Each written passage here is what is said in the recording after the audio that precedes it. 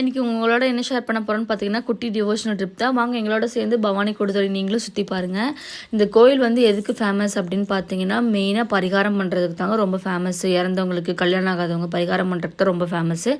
அதுக்கப்புறம் என்ன ஃபேமஸ்ன்னு பார்த்தீங்கன்னா, அங்கே இருக்க ரிவர், அதில் வந்து Bhavani Kooduthurai 3 river, Bhavani river, Kaveri river, Amudham river, இந்த 3 ரிவரும் கம்பைன் ஆகிறனால தான் அந்த இடத்துக்கு வந்து பவானி கொடுத்துறைங்கிற பேரே வந்துச்சுங்க. அதோட இங்கே இருக்க சிவனும் ரொம்ப சூப்பராக இருக்கும். சிவன் தான் இதனுடைய மூலவர். அதுலேருந்து பார்த்திங்கன்னா இதில் இன்னொரு சிறப்பம்சம் என்னென்னா, அங்கே இருக்கிற இலந்த மரம் தாங்க ரொம்ப ஃபேமஸ்ஸு. அதில் வந்து குழந்தை வேணுங்கிறவங்களும் கட்டுவாங்க. ப்ளஸ் அது போக குபேரர் வந்து ரொம்ப கடனில் இருந்தப்போ சாமிக்கிட்ட வேண்டியதான் இவ்வளோ பெரிய கோடீஸ்வரர் ஆனார் அப்படிங்கிற ஸ்டோரி இருக்குது. ஸோ நம்மளுடைய பண கஷ்டமும் தீருங்கிறது ஒரு நம்பிக்கை. அதுக்கப்புறம் நாங்கள் உள்ள கோயிலில் திருப்திகரமாக சாமி கும்பிட்டு வெளியே வந்து பாப்புக்குட்டி படுக்க வச்சாச்சு. பாப்புக்குட்டி வந்து குப்புற படுக்க ட்ரை பண்ணி டயர்ட் ஆகிட்டாங்க. நாங்கள் அப்படியே பிரசாதத்தை சாப்பிட்டு அங்கேருந்து கிளம்பிட்டோம். நெக்ஸ்ட் வீடியோவில் பார்ப்போம். பாய்.